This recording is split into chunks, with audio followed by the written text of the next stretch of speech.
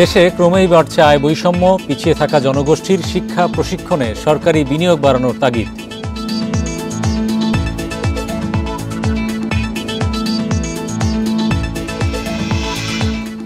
ইসিবিতে মিলছে না national bank, 1 বছরের মধ্যে শক্তিশালী হওয়ার শর্তে কেন্দ্রীয় ব্যাংকের সম্মতি।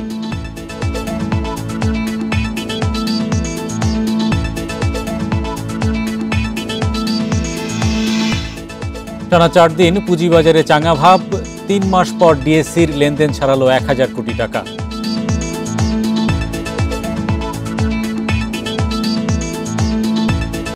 আমন্ত্রণ অর্থনীতি সারাদিনে, আপনাদের সাথে আছি হরি সাহা। শুনছিলেন শিরোনাম, এবার জানাবো বিস্তারিত। দেশে উন্নয়নের সঙ্গে পাল্লা দিয়ে বাড়ছে আয় বৈষম্য, ধারাবাহিক মূল্যস্ফীতি, যা আরও বাড়াচ্ছে বলে মত অর্থনীতিবিদদের। তাদের মতে শিক্ষা দক্ষতা উন্নয়নের মাধ্যমে প্রান্তিক মানুষের আয় বাড়াতে আরও সরকারি বিনিয়োগ দরকার। নীতি নির্ধারকরা বলছেন এ ধরনের বিনিয়োগ সক্ষমতা অর্জনের চেষ্টা করছে সরকার। স্মরণকালের রেকর্ড তাপপ্রবাহের সবচেয়ে বেশি নেতিবাচক প্রভাব রিকশা চালক, দিনমজুর সহ নিম্ন আয়ের মানুষের জীবনে। তীব্র তাপমাত্রায় শ্রমের সক্ষমতা কমায় কমেছে আয়। এই গরমের জন্য একটা বাধা মারলে আধা ঘন্টা 1 ঘন্টা বসে থাকতে হয় গাছ তলে। আগে যে ইনকাম করতাম সেই ইনকাম নাই, এখন তার চেয়ে অর্ধেক। আরো গরম, প্রচুর গরম, গাড়ি চালানো যায় না। রাস্তায় রিকশা কম চলায় আয় কমেছে মিস্ত্রি সাব্বির হোসেনের। নরসিংদী থেকে ঢাকায় আসার 33 বছরেও তার জীবনে আসেনি সচ্ছলতা। কষ্ট করে দিন বাপেরও চলে গেছে, আমারও এইভাবে দিন চলে যেতেছে। এই দুঃখের সন্তান যে আছে যারা, তারা এইভাবেই কষ্ট মনে হয় হয়ে যাবে। প্রান্তিক মানুষের আর্থিক সক্ষমতার তেমন পরিবর্তন না হলেও ক্রমেই সম্পদ পুঞ্জীভূত হচ্ছে একটি গোষ্ঠীর হাতে। বিবিএসের সবশেষ তথ্য বলছে ধনী 5 ভাগ পরিবারের কাছে দেশজ আয়ের 30% বেশি। 2016 সালেও যা ছিল 27.82%। প্রান্তিক জনগণ যারা, তাদের অবস্থা খুব একটা ভালো না। আর বিশেষ করে এই মূল্যস্ফীতির কারণে শুধু দরিদ্র না, যারা স্বল্প আয়ের অসংখ্য মানুষ আছে, দরিদ্র নয় কিন্তু স্বল্প আয়ের, তাদের জীবন জীবিকার সমস্যা হচ্ছে। বিবিএসের জরিপ বলছে 2022 সালে আয় বৈষম্য পরিমাপের সূচক গিনি সহগ দাঁড়ায় 0.499, যা 2016 সালে ছিল 0.482 আর 2010 সালে ছিল 0.458। বন্টনযোগ্য সম্পদের পরিমাণ বাড়াবো। হ্যাঁ, তারপরে যদি আমি দেখা যায় একটা গোষ্ঠী লাভ অর্জন করে, তাকে আরো কন্ট্রোল করে তাদের পকেটে চিরদিনের জন্য নিয়ে যায় এবং দরিদ্রের পর্যায়ে থাকে, পেটে বাঁচে থাকে, তাহলে অন্যায় হবে। তো আমরা তো সেই পর্যায়ে পৌঁছাই নাই, আমরা এখনো উৎপাদনের প্রথম দিকে আছি।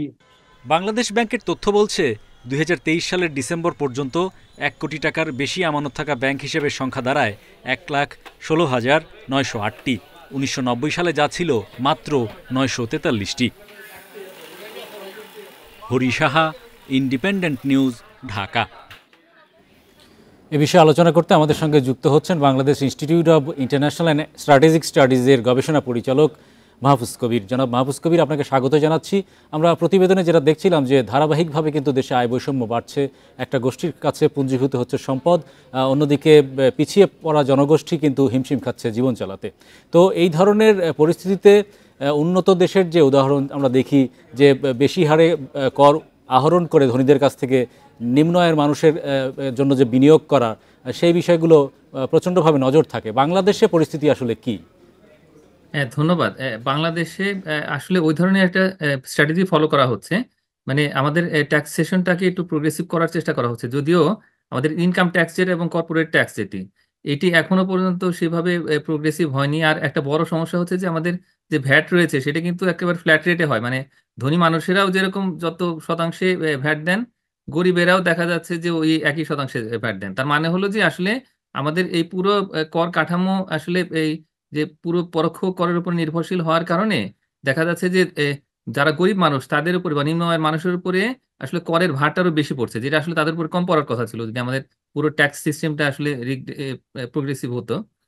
তো এটার কারণে যে দেখা যায় যে সরকারের বিভিন্ন রকমের যে সামাজিক নিরাপত্তা বেষ্টনী কর্মসূচি রয়েছে বা এই যে আয় তাদের কাছে মানে গরিব মানুষের প্রান্তিক মানুষের কাছে পৌঁছে দেওয়ার কথা ছিল বা পৌঁছে দেওয়া হচ্ছে, তো সেগুলোর ভাতার পরিমাণ অনেক কম হওয়ার কারণে আবার ট্যাক্স আবার বেশি হওয়ার কারণে দেখা যাচ্ছে যে আলটিমেটলি আসলে এর যে নিট এফেক্ট সেটা কিন্তু গরিব মানুষের উপরে বা নিম্ন আয়ের মানুষের ভিতরে কম পড়ে। এই কারণেই কিন্তু আমরা অনেক চেষ্টা সত্ত্বেও অনেক টাকা পয়সা খরচ করা সত্ত্বেও দেখা যাচ্ছে যে আসলে আমরা এই আয় অসমতা বা বৈষম্য সেরকম ভাবে কমাতে পারছি না। আর একটা ঘটনা ঘটেছে, সেটা হলো যে শহরাঞ্চলে আসলে আয় বৈষম্য আরো অনেক বেশি বেড়ে গেছে। মানে ধনী মানুষ কিন্তু ওই শহরাঞ্চলে বেশি, এবং তারাই শিল্প কারখানার মালিক, বড় বড় ব্যবসায়ের মালিক। এ, আবার দেখা যাচ্ছে যে শহরাঞ্চলে যে মানুষগুলো রয়েছে তাদের মধ্যে এ, একটা বড় অংশ তারা কিন্তু এই ইনফর্মাল লেবারের সঙ্গে জড়িত। পুরো এই শ্রম শক্তির মধ্যে প্রায় 70% কিন্তু আসলে এই পুরো অনানুষ্ঠানিক খাতে নিয়োজিত। তাদেরও কিন্তু অবস্থা খুব একটা ভালো নয়। এ কারণে দেখা যাচ্ছে যে মানে পুরো সম্পদটা যে যেমন শহরে পুঞ্জীভূত হচ্ছে, বড় ব্যবসা বাণিজ্য শিল্প সব শহরে, এবং এই কারণে আরেকটা বিষয় বারবার আসে যে আয় বৈষম্য কমাতে সুশাসনের প্রয়োজনীয়তা আসলে কতটুকু, সুশাসন কতটা এই ধরনের বৈষম্য নিরসনে ভূমিকা রাখতে পারে? হ্যাঁ, সুশাসন তো সরাসরি পারে। তার কারণ আমরা যে সমস্ত সুযোগ সুবিধা আসলে গরিব মানুষের কাছে পৌঁছে দেই, তো সেই জায়গাতে দেখা যাচ্ছে একটা বড় অংশ কিন্তু আসলে লিকেজ হয়। মানে ঠিক যাদের পাওয়ার কথা ছিল তারা না পেয়ে দেখা যাচ্ছে যে যারা চেয়ারম্যান মেম্বার তাদের যে আত্মীয় স্বজন তারা কিন্তু পাচ্ছেন এই সামাজিক নিরাপত্তা কর্মসূচির যে সুবিধাগুলো, যার ফলে গরিবদের একটা অংশ তারা কিন্তু আসলে বঞ্চিত হচ্ছে যদিও তাদের পাওয়ার কথা ছিল। এটা একটা। আর একটা হচ্ছে যে দুর্নীতি, সেটি কিন্তু আসলে আমরা এই যে সুশাসনের ঘাটতি থাকার কারণে এই দুর্নীতিগুলো, ব্যবসা বাণিজ্যের দুর্নীতি, সেগুলো কিন্তু কমাতে পারছি না। তো এই সমস্ত কারণে দেখা যাচ্ছে যে সরকারি ব্যয়টা হচ্ছে ঠিকই, কিন্তু সেখানে আসলে সেটার কোয়ালিটি আমরা মেনটেন করতে পারছি না। আর এই যারা কন্ট্রাক্টর তারা কিন্তু লাভবান হচ্ছে, বছর বছর একই প্রকল্প বা একই জায়গায় খোরাখুরি করে এই বাস্তবায়ন করে, তারা কিন্তু আর ঠিক সেই সুবিধাগুলো পৌঁছে দিতে পারছে না আসলে মানুষের জন্য।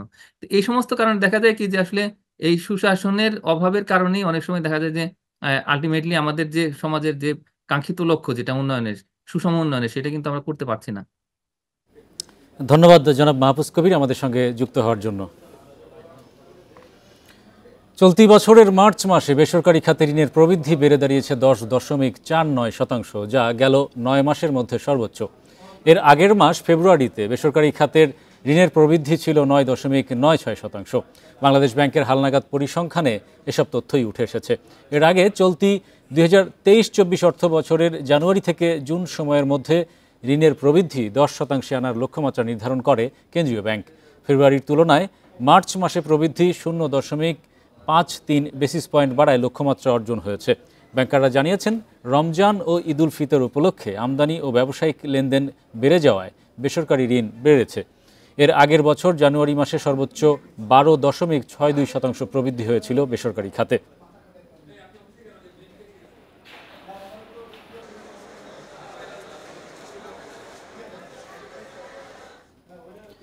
বিশ্ববাজারে অপরিশোধিত জ্বালানি তেলের দাম বেড়েছে।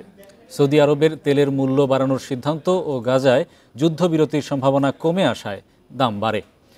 সোমবার ব্রেন্ট ক্রুড অয়েলের দাম 28 সেন্ট বেড়ে $83.24 বিক্রি হচ্ছে। আর টেক্সাস ইন্টারমিডিয়েট ক্রুডের দাম ব্যারেল প্রতি 29 সেন্ট বেড়ে $78.40 উঠেছে। বার্তা সংস্থা রয়টার্স জানিয়েছে, গত সপ্তাহে জ্বালানি তেলের দাম 7.3% কমেছিল। এদিকে টানা দ্বিতীয় সপ্তাহের মতো যুক্তরাষ্ট্রে তেল ও গ্যাসের খনির সংখ্যা কমেছে।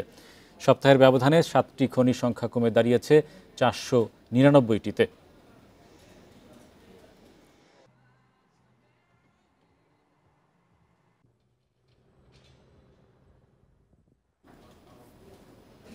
ওরাকলের সহযোগিতায় যাত্রা শুরু করল বাংলাদেশ গভর্নমেন্ট ক্লাউড।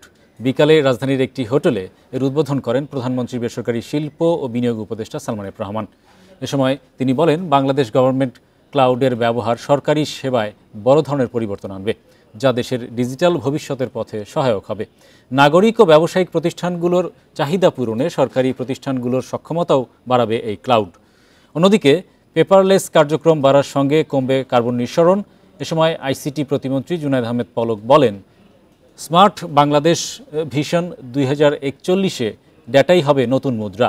অনুষ্ঠানে যোগ দিয়ে ঢাকায় নিযুক্ত মার্কিন রাষ্ট্রদূত পিটার হাস বলেন, স্মার্ট বাংলাদেশের জন্য স্মার্ট নীতি ও আইনের প্রয়োজনীয়তা তুলে ধরতে পাশে থাকবে যুক্তরাষ্ট্র।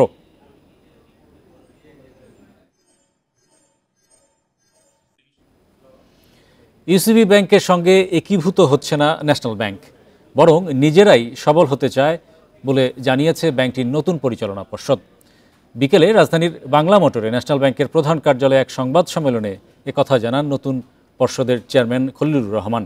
তিনি জানান, আগামী 1 বছরের মধ্যে ব্যাংকের আর্থিক ভিত শক্তিশালী করার শর্তে আপাতত একীভূত না হওয়ার বিষয়ে রাজি হয়েছে কেন্দ্রীয় ব্যাংক। ন্যাশনাল ব্যাংককে টেনে তুলতে উদ্যোক্তারাও আরও ১,০০০ কোটি টাকা মূলধন বিনিয়োগ করবে বলেও জানান তিনি। পাশাপাশি ৩,০০০ কোটি টাকা আমানত সংগ্রহের পরিকল্পনা রয়েছে। সবার সহযোগিতায় ব্যাংকের খেলাপি ঋণ উদ্ধারের প্রত্যাশা করেছেন ব্যাংক চেয়ারম্যান। এর আগে রোববার ব্যাংকটির আগের পরিচালনা পর্ষদ ভেঙে দেওয়া হয়। নওগাঁয় অনুষ্ঠিত হলো আকিজ ফুড অ্যান্ড বেভারেজের সৌজন্যে স্পিড হ্যাপি কনসার্ট।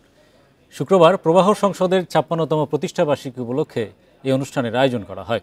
কনসার্টে সঙ্গীত পরিবেশন করেন জনপ্রিয় সঙ্গীত শিল্পী কর্নিয়া, আনিকা ও ব্যান্ড দল দাগ। সবার জন্য উন্মুক্ত থাকায় কনসার্টে বিপুল সংখ্যক দর্শক উপস্থিত ছিল। প্রতিষ্ঠানটির বিপণন বিভাগের প্রধান মাইদুল ইসলাম বলেন, তরুণদের কাছে জনপ্রিয় বেভারেজ ব্র্যান্ড স্পিড। অনুষ্ঠানে প্রধান অতিথি হিসেবে উপস্থিত ছিলেন Naogaon chamber of commerce and ইন্ডাস্ট্রির সভাপতি মোহাম্মদ ইকবাল শাহরিয়ার রাসেল সিআইপি। এছাড়া আকিজ ভেঞ্চার গ্রুপের ঊর্ধ্বতন কর্মকর্তারাও অনুষ্ঠানে উপস্থিত ছিলেন।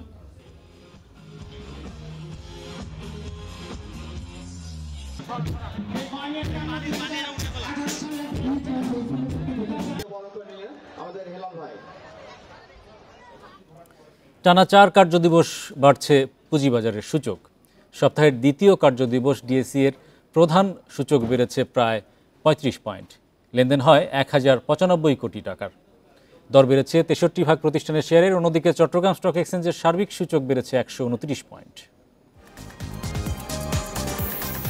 সোমবার শুরুতে ইতিবাচক ঢাকা স্টকের লেনদেন। প্রথম ৬ মিনিটে প্রধান সূচক বাড়ে ৩৫ পয়েন্ট। এরপর শুরু হয় সূচকের উত্থান পতন। দিন শেষে ডিএসই এর সূচক বেড়েছে ৩৪.৯৫ পয়েন্ট, অবস্থান করছে ৫,৭২৭ পয়েন্টে। সূচকের সাথে ডিএসইতে বেড়েছে লেনদেনের পরিমাণ। মোট লেনদেন হয় ১,০৯৫ কোটি ৬৪ লাখ টাকা শেয়ার। আগের দিনের চেয়ে লেনদেন বেড়েছে ২৭৭ কোটি টাকা। হাতবদলে অংশ নেয়া ৩৯৬টি কোম্পানি ও মিউচুয়াল ফান্ডের মধ্যে দর বেড়েছে ৬৩% প্রতিষ্ঠানের শেয়ারের। এ সময় দর বেড়েছে ২৫২টির, কমেছে ৮৬টির এবং অপরিবর্তিত রয়েছে ৫৮টি প্রতিষ্ঠানের শেয়ার দর। সবচেয়ে বেশি লেনদেন হওয়া প্রতিষ্ঠানের তালিকায় প্রথম ওরিয়ন ইনফিউশন, দ্বিতীয় এশিয়াটিক ল্যাবরেটরিজ এবং তৃতীয় অবস্থানে লাভেলো। শতাংশের দিক থেকে দর বৃদ্ধির তালিকায় প্রথম স্কয়ার নিট কম্পোজিট, দ্বিতীয় ইনভেস্টমেন্ট কর্পোরেশন বাংলাদেশ এবং তৃতীয় অবস্থানে আমান কটন। অন্যদিকে চট্টগ্রাম স্টক এক্সচেঞ্জে সার্বিক সূচক বেড়েছে ১২৯.৭৮ পয়েন্ট। লেনদেন হয় ১২ কোটি ৮৫ লাখ টাকা শেয়ার। ইকরামুল ইসলাম, ইন্ডিপেন্ডেন্ট নিউজ। গোল্ডেন রাইস ও বিটি বেগুন চাষাবাদে স্বাস্থ্য ঝুঁকির পাশাপাশি কৃষি ঝুঁকি রয়েছে বলে জানিয়েছে পরিবেশবিদ ও কৃষিবিদরা। তারা বলেন, জিনগত পরিবর্তন করা এসব সংস্কার করা ফসল স্বাভাবিক চাষবাসের জন্যও ক্ষতিকর। সকালে জাতীয় প্রেস ক্লাবে এক মতবিনিময় সভায় এসব কথা বলেন তারা। বক্তারা অভিযোগ করে বলেন, ভারত ও ফিলিপাইনে অনুমতি না পেলেও বাংলাদেশের রাজনৈতিক ও অর্থনৈতিক চাপে বিটি বেগুন চাষাবাদের বৈধতা দেয়া হয়েছে। এখন গোল্ডেন রাইস চালু করার প্রক্রিয়া চলছে। এতে বহুজাতিক কোম্পানিগুলোর স্বার্থ রক্ষা হচ্ছে আর ক্ষতির মুখে পড়ছে প্রাকৃতিক কৃষি ব্যবস্থা ও দেশের কৃষকরা। বেলার নির্বাহী পরিচালক সৈয়দা রেজওয়ানা হাসান বলেন, বিটি বেগুন ও গোল্ডেন রাইস মানবদেহের জন্য কতটা উপকারী তা এখনও বৈজ্ঞানিক গবেষণায় প্রমাণিত নয়। এ অবস্থায় এসব ফসলের বিস্তারে বহুজাতিক কোম্পানিগুলো মিথ্যা প্রচারণা চালাচ্ছে। পাশাপাশি এসব বীজের সত্ত্ব তাদের কাছে থাকায় তারা ব্যাপক মুনাফা অর্জন করছে। কিন্তু এটা হচ্ছে ধান এবং বেগুন, যেখানে পৃথিবীতে আর কোথাও অনুমতি পায়নি, সেখানে আমার দেশে কেমন করে অনুমতি পেয়ে গেল, এবং সেটার পরিবেশগত প্রভাব আর স্বাস্থ্যগত প্রভাব কে নিরূপণ করছে? এটা কোম্পানি নিরূপণ করলে তো হবে না, অনুমোদন দানকারী সংস্থা অনুমোদন করলে তো হবে না, এটা নিরপেক্ষ পরীক্ষার তো প্রয়োজন রয়েছে। আঞ্চলিক অর্থনীতির লাইফলাইনের সক্ষমতায় পৌঁছে গেছে চট্টগ্রাম বন্দর। বন্দরের ১৩৭তম প্রতিষ্ঠাবার্ষিকীর অনুষ্ঠানে এমন মন্তব্য করেছেন নৌ পরিবহন প্রতিমন্ত্রী খালিদ মাহমুদ চৌধুরী। বন্দরের চেয়ারম্যান জানিয়েছেন, ২১ শতকের চ্যালেঞ্জ মোকাবিলায় বন্দর ঘিরে নানা উন্নয়ন প্রকল্প চলছে। দেশের আমদানি রপ্তানি বাণিজ্য মূলত চট্টগ্রাম বন্দর নির্ভর। কর্ণফুলী নদীর মোহনায় প্রতিষ্ঠিত বন্দরটি বর্তমানে দেশের অর্থনীতির অন্যতম নিয়ামক। রোববার বন্দরের ১৩৭তম প্রতিষ্ঠাবার্ষিকী উদযাপন করা হলো ঘটাকুড়ে। একটি জাহাজে আয়োজন করা হয় প্রতিষ্ঠাবার্ষিকীর অনুষ্ঠান। এতে উঠে আসে শতাব্দী প্রাচীন এ বন্দরের নানা দিক। সময়ের পরিক্রমায় বেড়েছে এর গুরুত্ব। বিশ্ব অর্থনীতির প্রতিকূল অবস্থা সত্ত্বেও দক্ষতা অভিজ্ঞতার মাধ্যমে কার্গো ও কন্টেইনার হ্যান্ডলিংয়ে ধারাবাহিকতা বজায় রেখেছে চট্টগ্রাম বন্দর। 2023-24 অর্থবছরে প্রথম 9 মাসে $4,355 কোটি পণ্য রপ্তানি হয়েছে, যা আগের অর্থবছরের একই সময়ের তুলনায় প্রায় 5% বেশি। কাতারের আমির আসলেন, 2 দিন ছিলেন। 2 দিনের মধ্যে চট্টগ্রাম বন্দর এবং বাংলাদেশ সরকারের সঙ্গে আমরা এগ্রিমেন্ট এমইউ হয়েছে। আপনার এর আগে থাইল্যান্ডে আপনি জানেন র্যানং পোর্টের সঙ্গে আমাদের এমইউ হয়েছে। অন্যান্য দেশের পোর্টগুলোর সঙ্গে আমরা পোর্ট টু পোর্ট আমাদের সম্পর্ক বৃদ্ধি পাচ্ছে। 21 শতকে চ্যালেঞ্জ মোকাবেলায় বন্দরের আধুনিকায়ন ও উন্নয়ন প্রকল্প চলছে বলে জানিয়েছেন চট্টগ্রাম বন্দরের চেয়ারম্যান। বন্দরকে আধুনিকায়ন করা হয়েছে, উন্নত প্রযুক্তির ইকুইপমেন্ট সংযোজন করা হয়েছে, প্রশিক্ষণের ব্যবস্থা করা হয়েছে, নতুন নতুন প্ল্যাটফর্ম করা হয়েছে, ইয়ার্ড করা হয়েছে। এখন সার্বিকভাবে আমরা কিন্তু ওয়ার্ল্ডের সারা বিশ্বের যে যতগুলো বন্দর আছে খুব দক্ষ বন্দর বা কর্মচঞ্চল বন্দর, তার মধ্যে কিন্তু আমরা অন্যতম। দেশের আমদানি রপ্তানি বাণিজ্য গতিশীল রাখতে চট্টগ্রাম বন্দরের সক্ষমতা ভবিষ্যতে আরও বাড়ানো হবে বলে জানিয়েছেন সংশ্লিষ্টরা। Independent news. এবারে জানাবো বিশ্বের প্রধান মুদ্রার সাথে টাকার আজকের বিনিময় হার। অপরিবর্তিত যুক্তরাষ্ট্রের ডলারের দর বিনিময় হয়েছে 110 টাকায়, যুক্তরাজ্যের পাউন্ডের দর কমেছে, বিনিময় হয়েছে 144 টাকা 91 পয়সায়, ইউরোর দর বেড়েছে, বিনিময় হচ্ছে 124 টাকা 33 পয়সায়, ভারতীয় রুপির দর অপরিবর্তিত আছে, বিনিময় হয়েছে 1 টাকা 38 পয়সায়, সৌদি রিয়ালের দরও অপরিবর্তিত, বিনিময় হয়েছে 29 টাকা 47 পয়সায়, কমেছে আরব আমিরাতের দিরহামের দর, বিনিময় হয়েছে 30 টাকা 9 পয়সায়, কুয়েতি দিনারের দরও কমেছে, বিনিময় হয়েছে 359 টাকা 85 পয়সায়, মালয়েশিয়ান রিঙ্গিতের দরও কমেছে, বিনিময় হয়েছে 23 টাকা 32 পয়সায়।